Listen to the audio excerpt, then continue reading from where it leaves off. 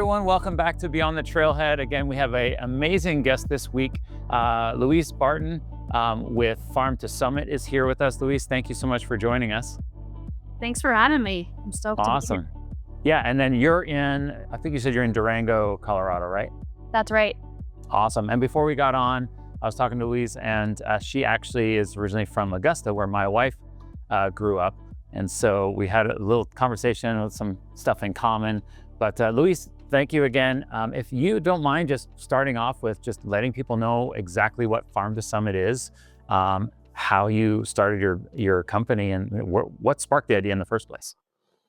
Yeah, it's been kind of a wild journey on getting here today, but I started the company just over 4 years ago now. But we started very small, like farmers market style, just kind of seeing if people were even interested in the food that we were going to make.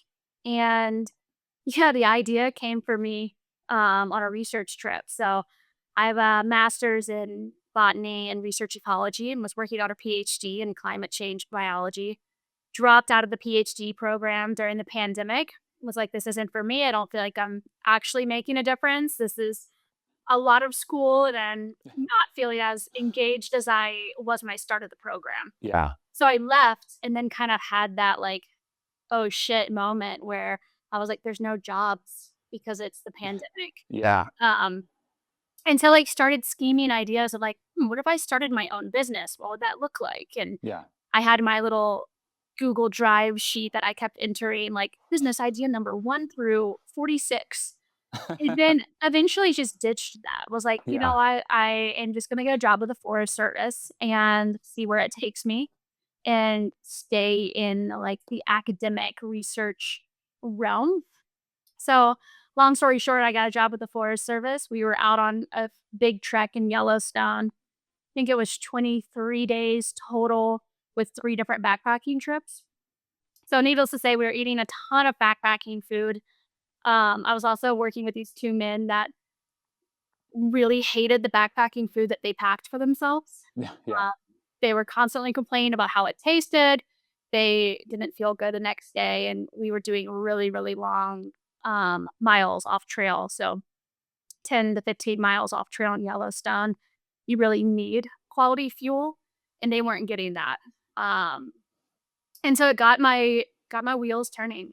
Again, Yeah. a lot of off trail miles with 2 people for a long time meant that it was like pretty quiet on trail often. You're just kind of sitting with your thoughts. And so I pretty much schemed up the entire business from, the pillars that we were going to base the business Yeah. on, how we were going to source the produce, to what I wanted to name the company while working for the Forest Service on this Yellowstone trek. And then, That's cool. yeah, it was like, this might actually work. Like, I can make food and put it in a dehydrator and then bag it up and sell it relatively Yeah. easy. Like, that makes sense. And so, yeah, I got back to Jackson, bought the domain for the website, um, bought an Excalibur dehydrator, which is just a little home dehydrator system, and texted my partner at the time and was like, hey, business idea, let's send it when I get home. And we did, and it was really fun. And we were like, just making it in the back of our house. And we're like, yes, we need food that is higher quality, that tastes better, and that can really fuel an adventure. Yeah. And then my whole thing was like, what if we use this business to actually make a change in the systems that I care about, which Mhm. is why I was getting my PhD in climate change biology, of just trying to find a way to make a difference. So Yeah. we researched packaging. We decided we were going to use upcycled produce from local farms because we knew there was a lot of it. And we just kind of like sent it from the beginning with the model that we have now. So doing things as sustainable as possible, sourcing the cleanest veggies as possible, and yeah, making food people actually enjoy Yeah. and that their body needs. And launched it with farmers market like maybe a year and a half later. Mhm. And it's kind of been just holding on since then. Oh, it's How many years? So how many years have you been going now then, since you kind of started? just about 4 years. Yeah. So maybe just over 4 years from like the conception of the Yep. idea. Um, but yeah, we were cooking out of our home the first year. And so I would say really 3 years of being an actual business. Yeah. I found y'all probably I think a year ago. So I went on like a vegan journey with myself for like a year and a half. Nice. Um, and so I was like, wait a second. Like I'm trying to find foods, and I was like, oh, they have so many. If I'm not mistaken, all of it's vegan, or if it's or a lot of it, portion of it's vegan and then vegetarian, right? Yeah, all of it's vegetarian and Okay. any of it is vegan. Yeah. Yeah. So I was like, okay, it can be hard to find good vegan food, right? And I was like, oh, I think I found it. And so I was Nice. super stoked to eat it and go, okay, this is great. And then I was like, okay, I got a little bit out of the vegan and went to more of the vegetarian and tried more of it. And I was like, great. When I was actually on the Colorado Trail, I actually had your meals on the trail. And oddly enough, we talked about this before. I didn't plan on wearing this shirt. I just grabbed the shirt real quick and then realized as I was walking out of the room that I had your actual brand shirt on. And I was like, okay, well, we'll just wing it and go with it because I don't have time to I wish change I my wore shirt. mine. We could have been twinsing. Yeah. That'd been But I cute. mean, the food was really, really good. So I guess my next question is like from start, you started doing that in farmers markets. So kind of work me through kind of okay, started the farmers market. Now what was the next step? Was it packaging? Did you just start with one meal? What were some hurdles that you kind of ran into? Yeah, when we launched, we had 4 meals and our lattes. Which And are incredible, by the way. thank you.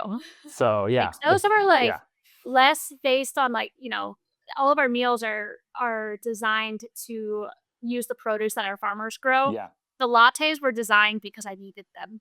yeah. Because there wasn't something on the market like that, so Yeah, you're always sold out of the lattes when I try to go and buy them. I'm like, oh crap. yeah, So they must do really, really well. we've got them back in stock now, which is great. But, Sweet. yeah, so we launched with farmers market, we're kinda just seeing how it went. We obviously had our full-time jobs on the side. Yeah. Um, and then we had one of our favorite local gear stores reach out and we're like, "Lou, I gotta sell your food at my shop." And I was like, "Ben, I'm pretty sure that's illegal. Like, we're making this in the back of our house under Yeah. the Cottage Foods Act. Like, I don't think I can sell it. I don't know." I was just immediately nervous. I was like, "I Yeah. don't know anything about what I'm doing. Hmm. I'm a research ecologist. Like, I don't know." And so then we really started digging into like what are the regulations? Like how do we get into a commercial kitchen so that we can supply backcountry experience in Durango? Like we want to make that happen. That feels so cool. Yeah. Um and so we found a commercial kitchen. It was yeah, winter and I was working at a coffee shop just on the street from my house while also analyzing data for the Forest Service because it was COVID and I was like, if I don't see another human, I'm gonna lose my mind. So I was working 2 days a week at this coffee shop and I was going to get salsa from the refrigerator at the side building. And I looked over and was like, what is this machine? And Yeah. it was a giant dehydrator. And I was like, Wow. what whose is this? Like, it Yeah. wasn't the coffee shops, like, why is there this giant dryer over here? This could be perfect for taking our business to the next step. Yeah. And so we tracked down who owned this dryer, and basically, the kitchen next to us was kind of a commissary, like, if you know somebody Mm, who knows somebody that you can yeah. cook in there, and, a nonprofit in town was making apple chips with a dehydrator for 2 Okay. months a year. So a really short time that they were using it, and otherwise it was open. Yeah. And so, yeah, I jumped on that. Was like, Yeah. "Wait, I want in." And so, my partner at the time and I would go into this kitchen. Our time slot was from 8 PM to 10 PM. Cook as much food as we could, Yeah. throw it in our food safe totes, and then take that home to package it. And Wow. then later we started getting more hours in the kitchen so we could Yeah. package in the kitchen. And then at that point we were like, okay, we know what we're doing. This is all like regulation. We're certified in this kitchen. And we started selling to local gear stores. which was a Wow. big step for us for sure. And Yeah. that was still like tiny. I mean, I remember the first order that backcountry put in, they're like, okay, we want 40 green chili mac and cheeses. And we were like, how are we going to do it? 40? Like, that's Yeah. insane. Yeah. Because we were making like 10 at a time. So, Yeah. No, when you have to make small batches, you're making, you're like, okay, how do I scale? I think that's the hardest thing for everybody is how do you scale and scale properly? Because, you could go all wild. I've talked to people that are like, they've mortgaged their house and done all this crazy stuff. And they're like, why did I ever do that? Or you can do it the route where it's like you slowly grow. And I think most businesses, the slower you grow, the worse, the less the growing pains are versus you grow fast. yeah, Your growing pains are really, really bad. we're Um, always up against that. I'm always hitting the brakes. And yeah, there's always people being like, no, like, pedal to the metal, send it. Like, this is your opportunity. And I'm like, yeah, this has to grow slowly to be sustainable. yeah, And a lot of it's that the business model prevents really quick growth. Like, yeah, we're sourcing our vegetables, this year hmm, for next year's projections yeah, because we're sourcing from local. So we get all of our produce, we dehydrate it, and then that's mostly used the following season. yeah, And so we really have this like 2-year lag where we have to be like, can we keep up with the demand that we're going to put on ourselves if we take these accounts yeah, what our farmers are already growing? So yeah. Well, I grew up on a farm in Canada, and it was a produce farm, and so it was a few hundred acres of apple orchard and stuff like that. So I kind of know the whole process and companies and stuff like that. So I mean, to do it locally has got to be probably sourcing it locally is probably got to be, I would think, one of your biggest hurdles. Am I not right? I don't see it as a hurdle at all. Oh, really? I mean, the cool thing about dehydrating is that you can get in thousands of pounds of produce Okay. and then dehydrate it that day. We've got 1,200 pounds of cabbage in the cooler right now that will be dehydrated today and tomorrow, and then we're done. Wow. And then we're using those ingredients throughout the year. So Ah, okay. logistically, it's actually quite easy. Cash Yeah. flow wise, it can get a little dicey because Yeah. we're hoarding for the next year. Mhm. Um, but no, it's like it's so easy to work with our Yeah. local farms, and they're so eager to grow for us. And That's great. yeah, it just works really well. And the quality is always beautiful. Like the Yeah. few times that we've had to order to supplement something that we're missing, we have to order from the Cisco's or whatever. Yeah. We get the veggies in, and we're like, this is crap. Like Yep. these zucchinis look crappy. We're Yeah. used to having them harvested the day before and then brought to us. Yeah. So it's actually like been really easy. Yeah. No, that's good to know because I think when I've talked to most food companies, uh, it's funny to find out, and people who are listening, like if you're not if you're listening, the fact that like most food companies they do it in a big commercial kitchen, just like makeup companies will have a certain makeup, but it's all made at the same factory and it's just different brand names slapped on it. There's a lot of companies that it's their name, but it's actually another company that's making it in a kitchen that makes like 4 or 5 other different brands of food. And when I found that out, I was surprised. And so it's great to learn because that was my question because I haven't talked to you about any of this. So I was curious to see like, are you making it yourself? I know that you, on the site, and I know through reading and your socials that you guys make it. But I was curious to kind of see, okay, are you guys making it all yourself, or is it outsourced to this big kitchen in Utah or something like that? So that's awesome because then it keeps it. I think keeping it local, especially just coming from a farmer myself, being a farmer when I was a kid myself, doing it locally and helping out the farmers that are around you always helps because fresh produce off the tree. For those of you listening, if you've never had an apple right off the tree versus something that's been in cold storage for 6 months and then taken back out, that's all got calcium jammed in and stuff like that. I mean, you're missing out. So And I think you have a wild mushroom pot pie, which Hmm. is like one of my favorites. Oh, So, nice. I mean, they're mostly all my favorites. Now we're trying to do some more mushroom meals because we just have these like rad mushroom farmers that have started Yeah. really like expanding their cultivation and are Yeah. like, what do we do with all these mushrooms? And we're like, oh, okay, like we'll make more mushroom meals, which Yeah. yeah, it's something really cool that we can offer the community because there's very few places in town that say yes to 2,000 pounds of carrots in a week or Yeah. 600 pounds of mushrooms or whatever it might be. Like we grab a bunch of produce really Yeah. fast and then Yeah.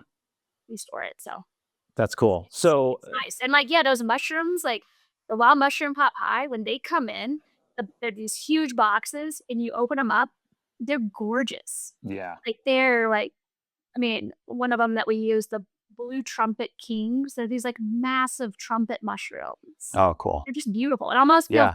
wrong when we put them through the shredder. We're like, Yeah. yeah, that was really beautiful. But you don't get that. I mean, you cannot order that quantity, that quality, um, from anybody but a local farm. So Yeah.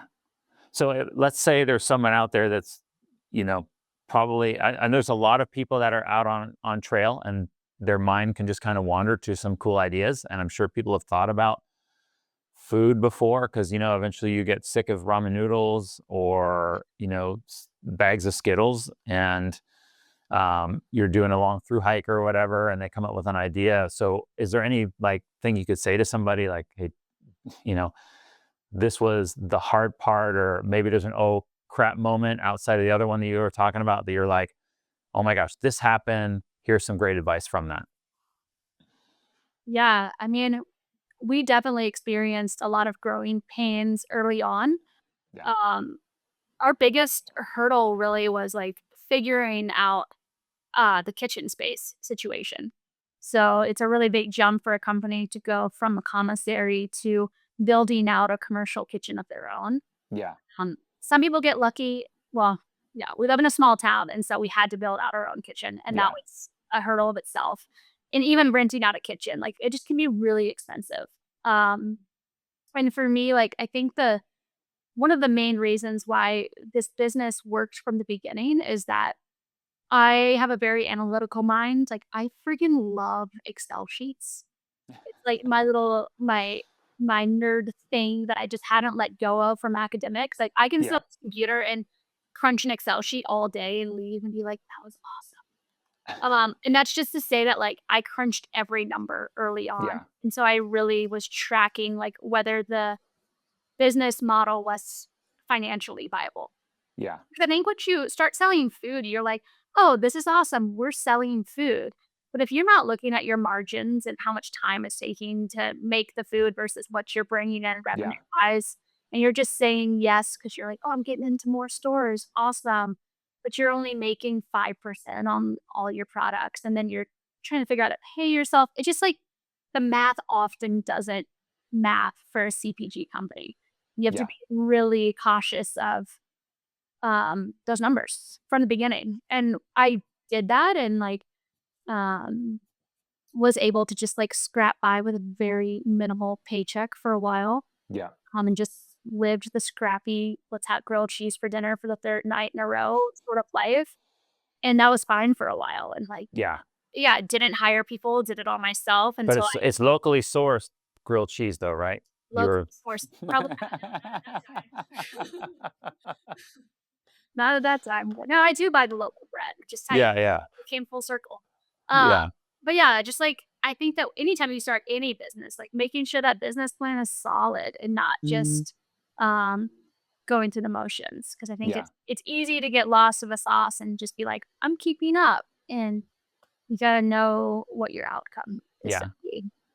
Is Um is there anything that I think some companies won't ever kind of reevaluate themselves on occasion? Do you have like a time of the year that you say, okay, we got to look at, say, oh, this meal's not selling well. Kind of like you said, like, you're only making a small margin on a product. Should we cut this meal? Or maybe it's the flavor profile that it simply needed something as easy as salt. Like, do Yep. you often look at your things and go, okay, I need to get feedback from people on the trail or your staff? Yeah, definitely. I mean, the flavor thing is interesting because things can like ingredients can change. If you're Hmm. ordering a certain type of cumin, that ingredient can change and you don't even know that it's changed. Hmm. It's the same brand, everything looks the same, and then you're like, oh, it's not as pungent as it usually is. Yeah. And so we do random tests with all the meals every single month. So we'll go and like taste test a meal. And it's usually just one meal a month that we're really looking at to make Yeah. sure like, oh, the quality is good. Um, and anytime we're cooking a meal, we're QCing the taste at the end and Yeah. making sure that everything is still thorough. And then at the end of the year, kind of going into the next season, I'll do a big taste test of everything to really make sure that everything is where I want it.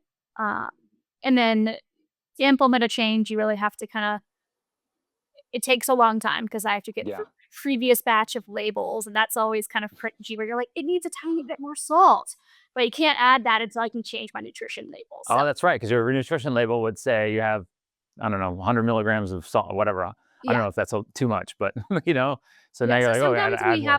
sometimes we have a change that we're like, oh, this needs this thing. We're gonna add lime juice powder, but oh no, the ingredient label doesn't say lime juice powder, so we can't add it until we're Yeah. done with this. So Um, yeah, we do assess the flavor a lot, and then I assess the cost of goods, the Yeah. COGS, uh, every 6 months. So, because we're Okay. a small business, things change really quick, and we get a new piece of machinery in, and then, our time changes, and Yeah. almost always we're getting faster, which is really cool. Um, Okay. so we try to really evaluate that and make sure Yeah.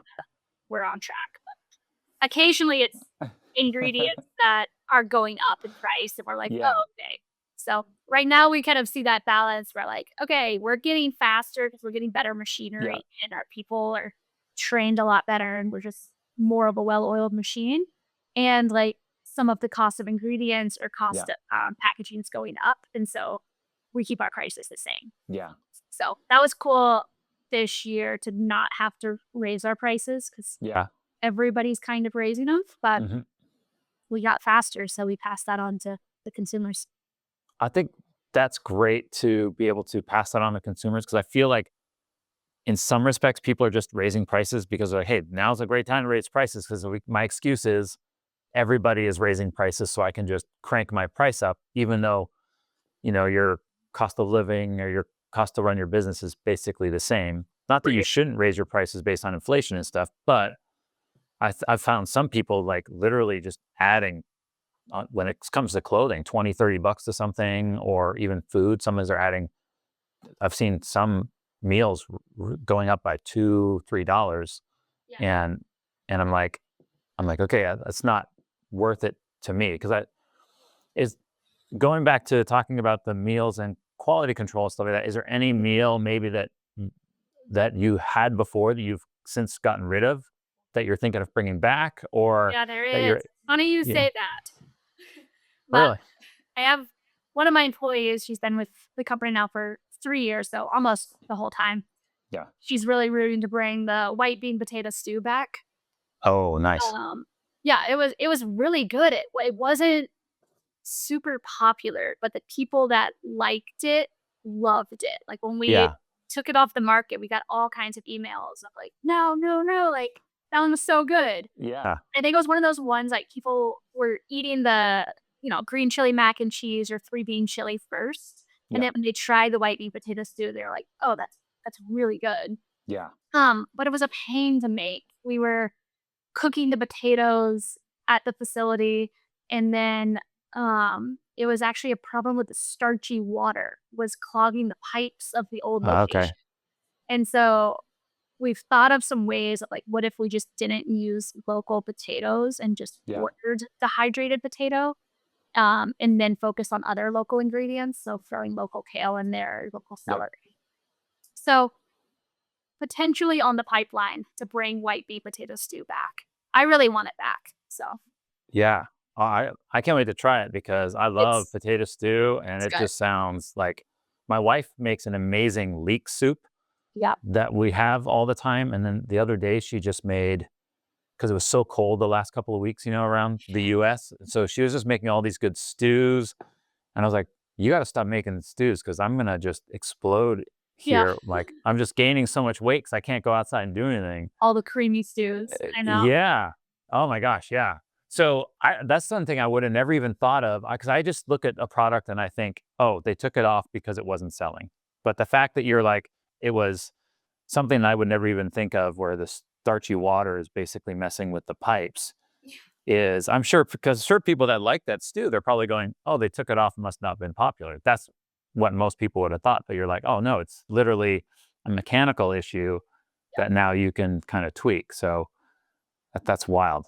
Yeah, we wanna bring it back. I think we didn't realize I mean, it wasn't one of our best sellers, but we Yeah. didn't realize how much people loved it that had tried it.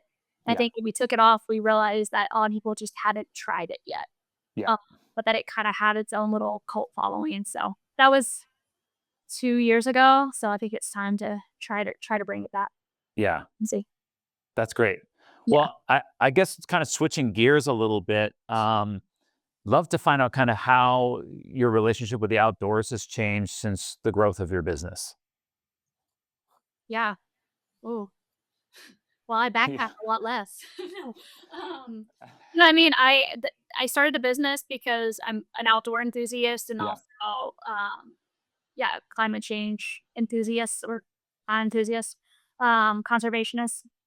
But yeah, I love backpacking, love camping, and now I have a business and I have a 3-year-old, and I think those both have changed my interactions with the outdoors Yeah. a lot.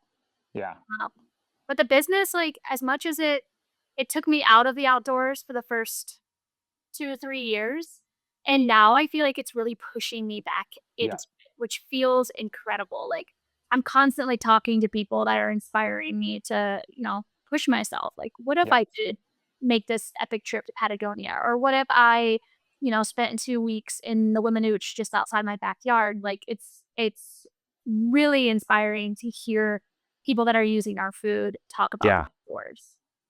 So I feel really fortunate there. And then my daughter also, like, is starting to push me to go outside more. So Yeah. we've been doing a lot of car camping, and this year we're gonna do our first backpacking trip, and Nice. it's been really fun to experience the outdoors with her and also to experience the outdoors with the community that's really, like, uh, helping Farm Summit get where it is. So Yeah. I mean, it kind of circles back to, I guess, too, like when you said you came up with the idea, right? Doing those miles and stuff like that in Yellowstone is like now you can go on a hike and maybe a new recipe pops in your head, or you're, with your daughter now, 3 years old is a perfect, they tell it as it is. And so you can be making something and she'll be like, I love this. Next thing you know, it's some meal that you've named after your daughter, that's right? her favorite, And her she always favorite asks thing. me to bring her mac and cheese from work. She goes, Yeah. "The rainbow mac and cheese." She goes, "Why?" She's always like, "Why do you not bring mac and cheese?" And I'm like, I can't eat mac and cheese every single night." So Yeah. it's kind of her little scam right now. She's like, "No, this is good food, so I should have Yeah. this every night." I'm like, "No, Yeah. but I'm glad you like it." Yeah. I just Um, had I just went on a backpacking trip with a friend and he's never been backpacking. So I took him on like an overnight just to kind of get him kind of adjusted. So we hiked in like 3.5 miles and then I brought the rainbow mac and cheese. yeah, And then he was his birthday. So I said, okay, since it's like a couple miles, I'll bring a cast iron skillet. We packed steaks and then we made a fire good by a bread. waterfall. We made the steaks and then I made the rainbow mac and cheese with some onions. And he was like, I've never seen this dude smile so much. Cause it's like you have the smell of the fire, you've got the steak and that he was eating, and then the mac and cheese and it was so good. Yeah. So yeah, that mac and cheese is awesome. So Thanks, yeah. Yeah, I went through a phase where I was, like, tired of our meals and was, like, not yeah, packing them out, and then now last year, I started, camping a lot more with my daughter and was just eating our meals, and I was like, "These are awesome and so easy," and it was really cool to yeah, be eating the food again and be like, "Oh, like, yes, this is yeah. great."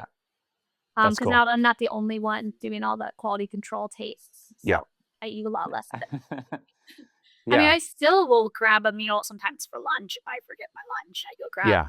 the Thai red curry or green chili mac and cheese, and I'm like, oh yeah, it is really good.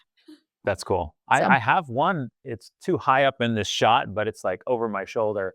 It's the it's the Thai red curry. yeah, That's that up one's there. my personal favorite. So well, cool. So I guess my next question is, if we're talking about like favorite foods and stuff like that, what's one place since you've been running this business, maybe the coolest, weirdest place that you've seen your product that someone's maybe sent in or said something that you're like, wow, I can't believe my product was there. Good question. Ah, man, I just forgot the name of the desert. It was Gobi. somewhere like Sahara adjacent. Yeah. They sent this really cool shot of like Yeah. just red sand for as far as you could see, and then our bag, and it was like all crushed up. Like clearly he'd been traveling with it for a long Yeah. time. And he had his little stove, and I was like, whoa, that's really cool. Because I'm used to getting the pictures from like Aconcagua or like Yeah. really epic treks up into the Alpines. And it was really Yeah. cool to see it. Um, yeah, in this desert setting that was kind of foreign to me. And I can't remember the name of it where they were. Um, but I mean, I don't know. I'm constantly like in awe of where our food gets to go. Like Yeah.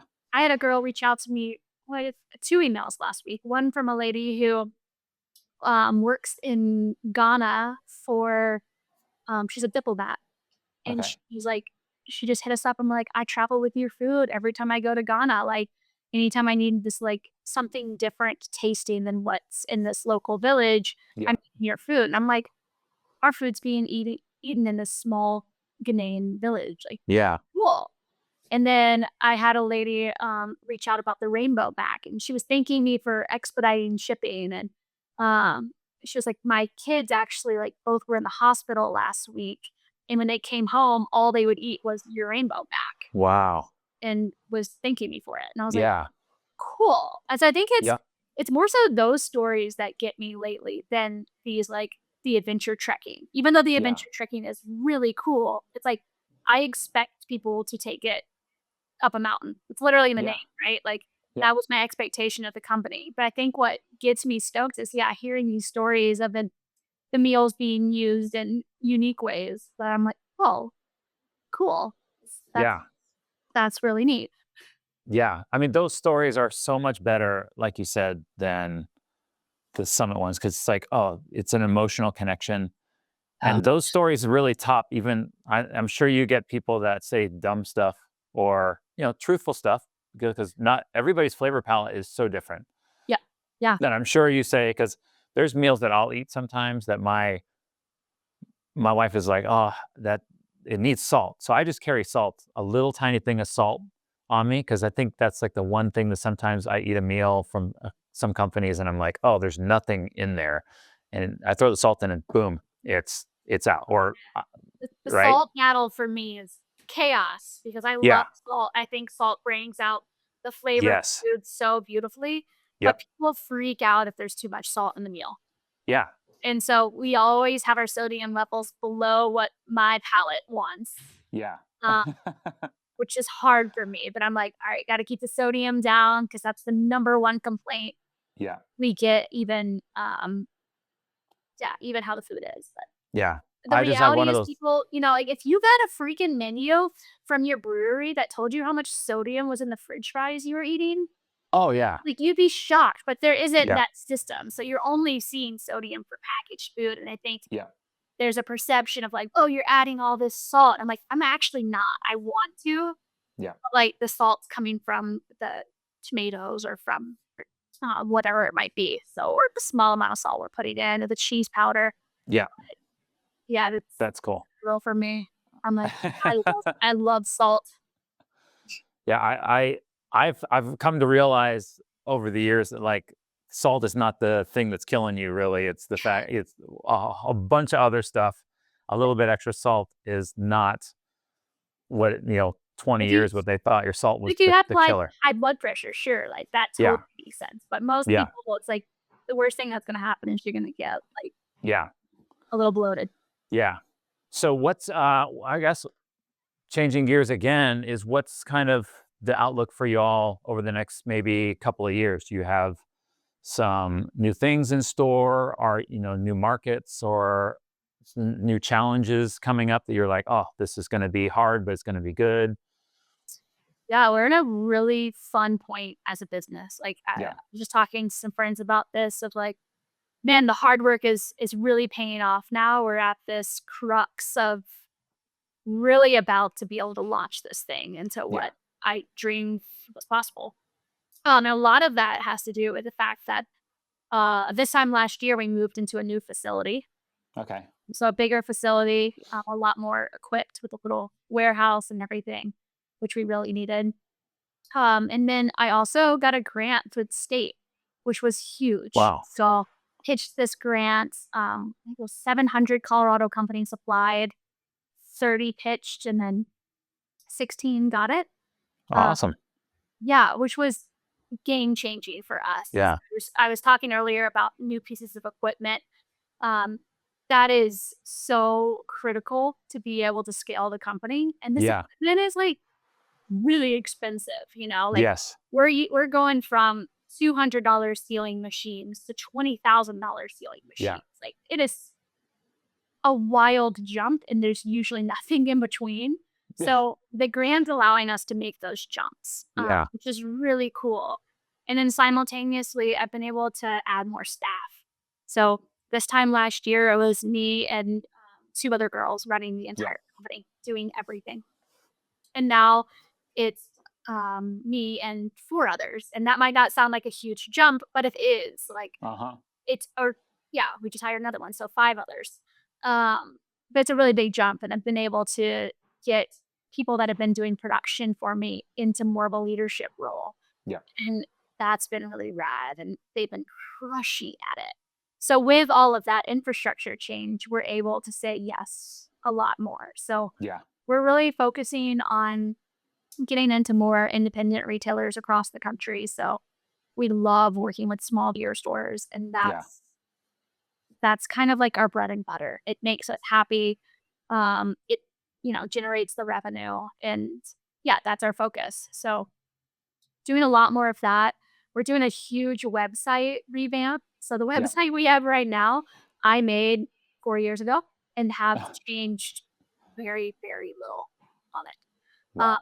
Yeah, which if you look at it, you can be like, oh yeah, that makes sense. But we're doing a whole website revamp and really excited about that because we want to let people know who we are as a company. Yeah. We want you to look at our website like, oh, they're making it in Durango. They're a small crew of Yeah. 6 people. Like they're sourcing from these farmers. Like there's a picture of Farmer Max that like, Yeah. yeah, he's an awesome human. So we're really bringing that personality to our website. We're stoked on that. Expanding with those retailers. And then we're also expanding with REI. So Wow. a lot of change happening this year, which Yeah. is cool. That's great. Yeah. That's And cool. then hopefully adding on 1 or 2 new meals as soon as I get a hold of my workload so I can focus on meals. Yeah, I just talked to somebody a little while back, and they were telling me how much a machine to shape cookies was, and I was just like, What was it, like 60 grand? yeah, he was at 50,000. It was a slightly used one, and it was like $50,000. I'm like, just to shape cookies. But if you think about before, they're shaping the cookies by hand, right? And now you're pumping out, I don't know, 100 cookies every minute versus 100 cookies every hour. Right. It's basically a no-brainer. It's just that you've got to take that leap. So I'm glad you got that. That's super cool. You got that grant. Yeah, you gotta have the So money. Then it's like, yeah, yeah, the return on that's great. But Yeah. if you don't have that money going in, you're yeah, making cookies by hand. yeah. So I mean, it's a balance too, because I mean, for Anjung and I, we shoot weddings, but we also shoot a lot of products for a lot of companies. And sometimes they're like, well, we just don't have we've for tariffs. They're like, oh, we've got to hold back because of tariffs. And I'm like, but if you don't market your stuff, then you're not going to sell it. So it's a double-edged sword, or whatever the saying would be, where it's like, okay, well, you've hoarded your product, but now you've got all this product that yeah, you just can't sell. So maybe you just need to, I totally understand. I'm not a huge risk taker by any means, especially financially. So when I see someone say like they can't do it, I totally understand. But at the same time, from the marketing side of it, I'm like, okay, we can crush some cool pictures and video for you, some social content, but then also your social team's got to be bringing in content that shows other people. But when they just don't do that, I'm like, man, I sometimes want to just say, can I just run your marketing? Let me buy your business and let me run the marketing side of your company. I You think I wanna say run that our a lot. marketing? You can run our marketing. Look at when the last time I posted on Instagram was. Months. Really? Yeah. So it's That's funny. I think it's hard as a small business because you're like, Yeah. yeah, balancing this like, well, I'm hardly keeping up with demand. Why would I Yeah. market? And for us, we're doing a big reframe this year of like, we pumped the brakes on REI. They said they Yeah. want us in twice the amount of stores that we agreed to for this year. Mhm. And I had pushback on that. Like, I had some investors and they were like, what the hell, man? Like, Yeah. go in all the REIs. And I was Yeah. like, I don't want that to be my focus. I want my Yeah. focus to be direct to consumer and to these smaller independent gear Yeah. stores. And then REI, yeah, they're like backing us in a really huge way that's critical for the Yeah. success of our business. Yeah. Um, but I really want to focus on, yeah, who are we as a brand? What is our brand Yeah. messaging? Like, get that out there. And that's Yeah. why I've really been working on the website because yeah, we haven't like I've never run an ad. No, that's not true. I've run an ad twice because I've done giveaways with companies that Yeah. required running ads. So I have literally run 2 ads in the lifetime of the company. All of the marketing is through Instagram or emails, and emails go out once a Yeah. month, I remember. And so, yeah, I'm really stoked to play with that more. Like, Yeah. I think it'll be really fun. Yeah. I mean, D2C is so, I mean, both avenues have their benefits to it. I think the good thing about D2C is you have more connection with your customers Yeah. versus when it goes to retail, you lose that connection. And then you don't have that, oh, some people complain and they're complaining out to REI, right? As opposed to being able to get in touch with you, um, and then you can make those tweaks. But then you have the benefit of like, okay, you have larger orders, but then you also have if they don't sell, then there's that buyback portion of it that people don't know, depending on the product. And there's a whole other learning curve to doing retail that people, I don't think, really understand that you can, I'm sure people can go, people who do retail a lot have told me so much that I'm just wow with retail and stuff like that. So Yeah. Thankfully, REI is like, in my opinion, really chill to work with, which is yeah, nice.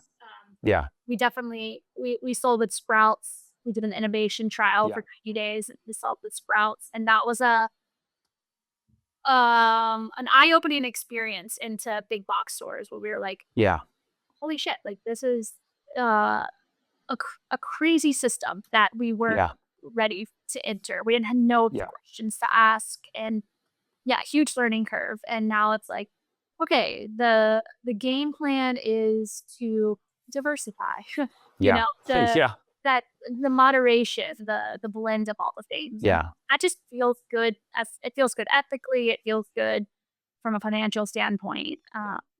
Yeah, and like you were saying, like the direct to consumer stuff is so important to us. Like I was just talking to my team and was saying how much I miss farmers markets because that one-on-one experience where someone's buying yeah, the food and like giving you a direct review of the meal they just ate the last week.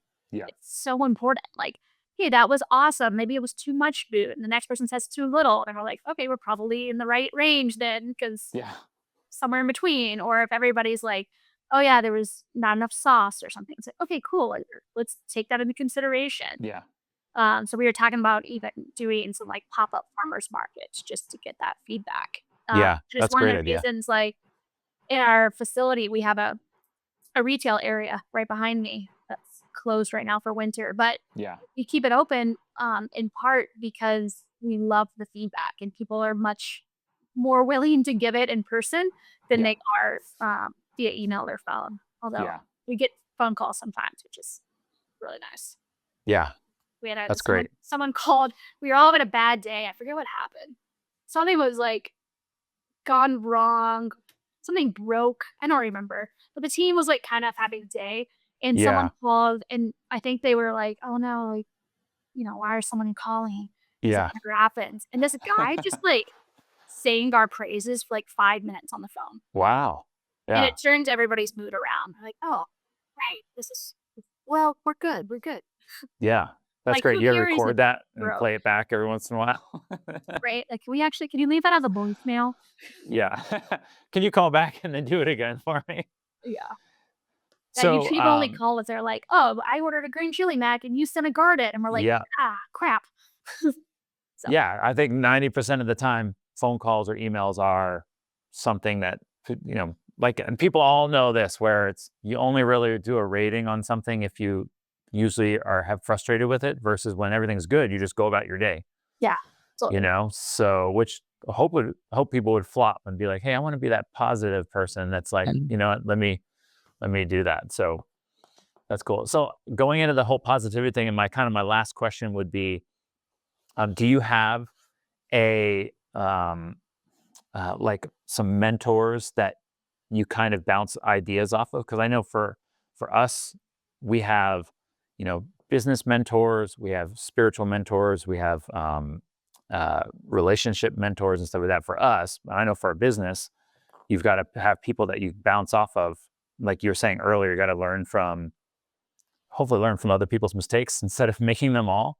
Yeah. So going and growing, I'm sure you were asking. Hopefully you're asking, but maybe you weren't. Like, are there people that you kind of say, hey, is this the not right time to pull the trigger? Should I wait? What kind of is the next steps? Yeah, I think having a business in Durango, which is rural Colorado, Yeah. has its issues, like building on a kitchen or finding the real estate to be able to build the kitchen or Yeah. all of these like small problems that living in a small town can present. But I cannot imagine having this business anywhere else because the community of mentors that I have Yeah. are amazing. Like, there's a huge group of people that moved to this town that raised really profitable, really successful businesses, retired, and wanted to move to an epic spot. So now they're in Durango. They're a little Yeah. bored mentally, and they're Yeah. like so ready to help. Yeah. And yeah, I have somebody I could pretty much call for anything. Like, oh, um, can you look over this contract that RAI sent to make sure that everything's sound and I ask questions? Or, I can go to Tailwind, which is a nutrition company that's in town, Yeah. be like, hey, like, I'm looking at sustainable pallet wrapping. Like, what are you guys using for pallet wrapping? Yeah. You can go toward their facility and talk to them. Or warehousing. Like, I have all these people that I can just ask questions to, and that's really valuable. And then I have a really rad community of other business owners in town where Yeah. sometimes I'm the mentor and sometimes they're the mentor. And it's Yeah. this really cool exchange of given the subject matter, somebody in the room becomes the expert and we all Yeah. just helping each other. And yeah, I couldn't have done that. I couldn't have gotten here without that because like I said, I'm a research ecologist. Like, Yeah. yes, I can crunch Excel sheets all day long. I know how to research things, which is beneficial for Yeah. business. But at a certain point, like Google's not gonna help you. Like Yeah. like I'm just not. It took me a while to realize that too. I'm like, can't ask these questions to a computer. I need to ask the questions to an experienced human. Yeah. And that was really hard for me at first, learning to ask for help Yeah. and then realize like it is really fun to ask for help and Yeah. to be asked for help. So yeah, that's one of my favorite parts of being a business owner is this business community that I have in Durango and just Yeah. getting to be a part of it. And I think the business is at this cool point now where it's like I'm becoming the expert in a few of the subjects. Yeah. And I get to like throw the ladder down, be like, hey, like, let me help you up here. And Yeah. that is like what keeps me going. Yeah. That is so fun. Um, yeah. So it gets me jazzed, Then obviously. But I think that you hit the nail on the head there with the whole like having that community of businesses. So I've from talking to enough people now, I've realized that a lot of the businesses that succeed have a community around them of other businesses versus the ones that are like in the middle of nowhere, or maybe they're too shy, or maybe they're too prideful to just ask for help. They just don't succeed. But when you can kind of just go, you know what, it's okay to ask questions. That way you get that way. I actually was used Tailwind for all my running and stuff like that, and they're I'm actually waiting for a package from them with like a hat and stuff like that too, because we're nice. gonna have someone from Tailwind on. And I didn't realize they were just down the street from you. That's pretty cool. Yeah, they're like the nicest people. I've Yeah, had meetings with them at toward the facility, can shoot them an email and be like, "What are you using for packaging?" or whatever it is, and yeah, they're super helpful. yeah. That's cool. That's really Yeah. great. And then the other Mm, thing is like, um, Tyler, he was in production, now he's in sales, and so we're yeah, kind of like learning how to do sales together because we've never really pushed sales. Like yeah, come to us, which is a huge blessing. Um, and he had a question, and I was like, I don't know, like call up the gear store and ask. And he's like, I don't want to sound like I don't know what I'm talking about.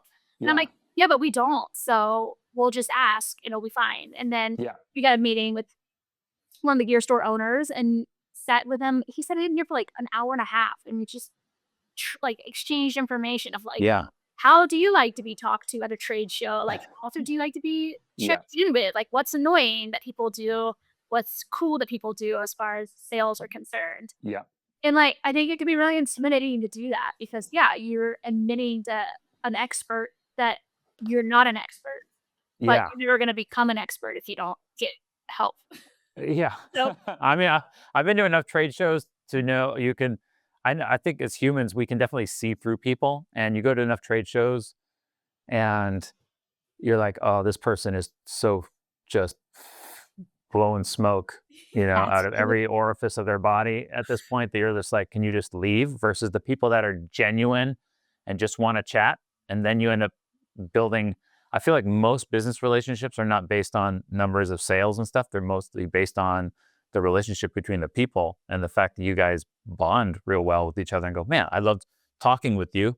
I think I want to work with you, as opposed to yeah, it's great that maybe you buy 10,000 of this and 10,000 of that, but quite frankly, I'm sick and tired of that person, and I'd rather just not worry about that headache and lose the sale over it.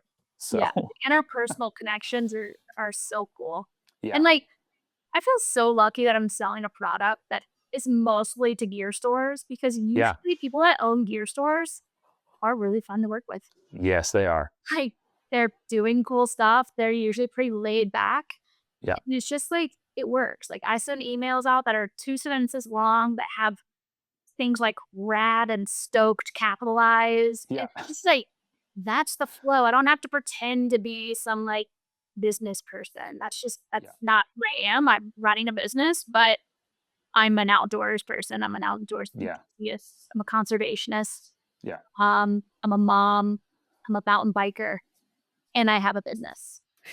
Like, cool. So you need a hat rack with a whole bunch of just put all those hats in the background of your Yeah, office with like mom, mountain biker, business owner. IT guy, Yes. doer of walls, duct tape champion. Yeah, whatever. Awesome. Chef today. Yeah, it's really That's it's great.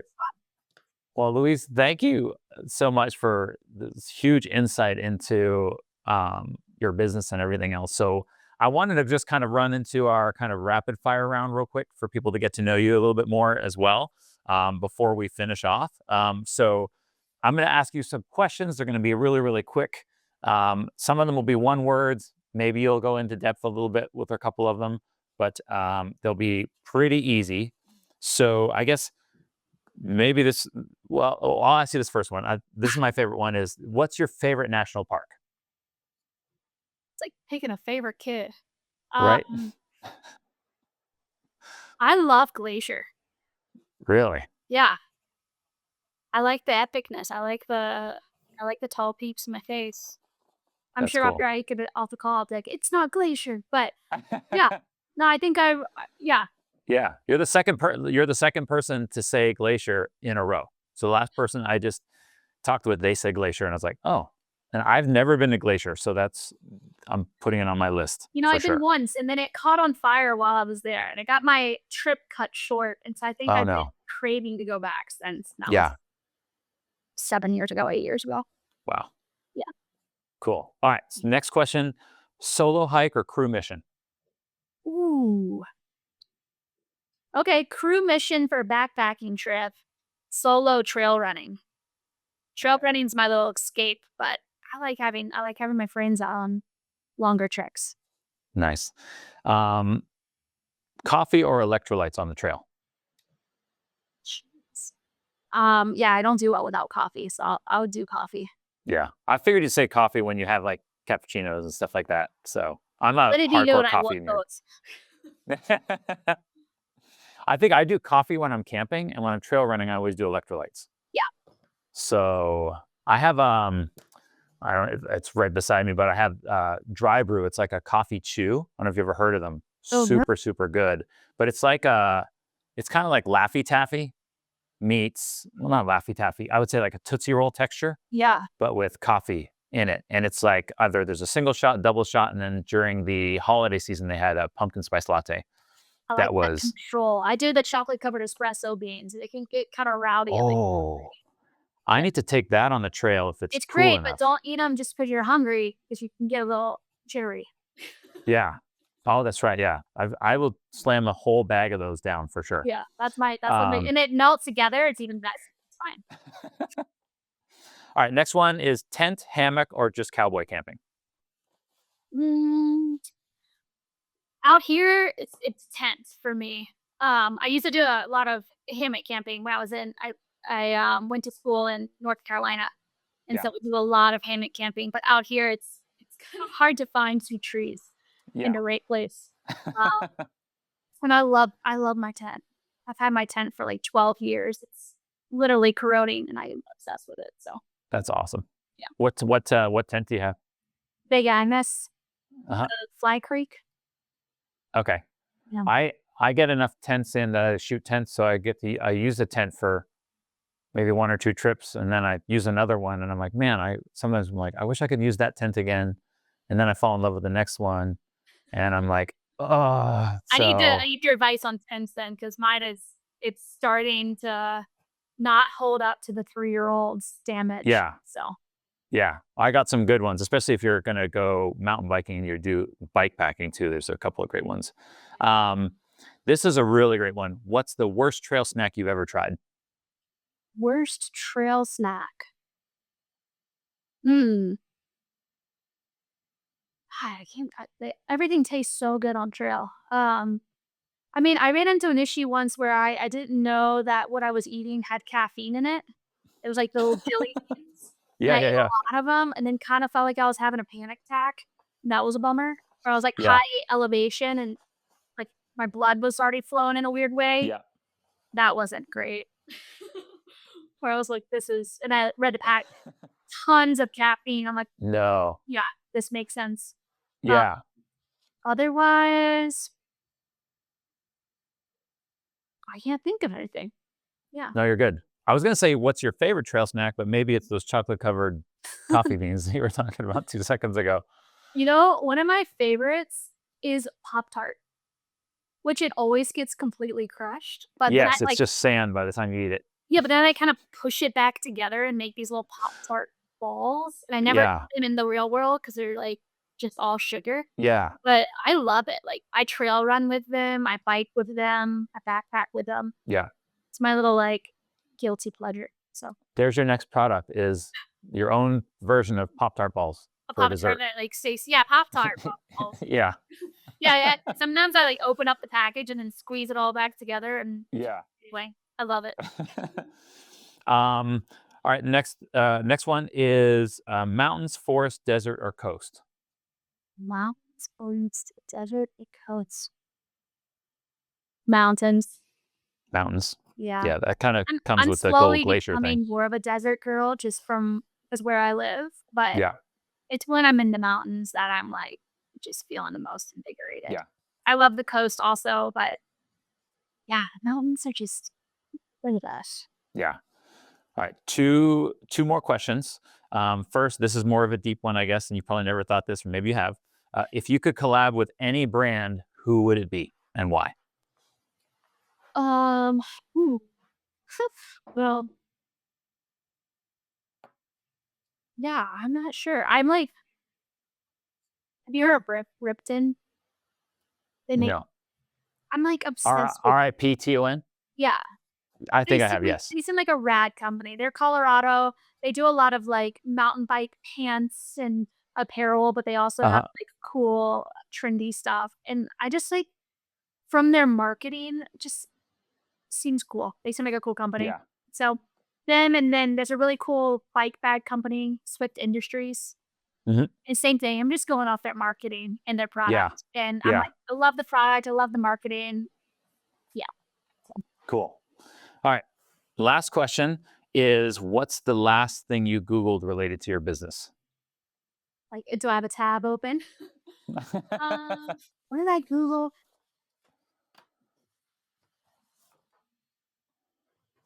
Oh, dairy icon. Dairy icon. I'm revamping the website right now, so I'm making all Oh, these yeah, little yeah, icons that have like, is it dairy free or just have yeah. dairy in it. But I went down this freaking wormhole last night for like 45 minutes on dairy icons because there's a lot of different icons to choose. Yeah. And then I landed on one that's this cute little milk jug that has cow spots on it, Uh-huh. and then made my graphic off that. But That's cool. sometimes things like, yeah, dairy icons can take half my day away, but that's part of being the Yeah. sauce designer. So, No, that's the thing. Next thing you do, you're doing marketing and you realize, oh my gosh, it's so hard to pick one little icon that you thought was going to take probably 2 seconds to Google and then get it. And you're like, no, I could actually do this or this. yeah. No, yeah, yeah. If it was more cow-like, I'm like typing in like cow dairy icon, and then I Yeah. found the spotted one and was like, this is gold. So Yeah. yeah, I'm always cool. doing very odd things. Yeah. So Well, awesome. Well, Louise, thank you so much, or Lou, thank you so much for being on the podcast. If people are looking for Farm to Summit, where can we find you guys online, on your socials and all that good stuff?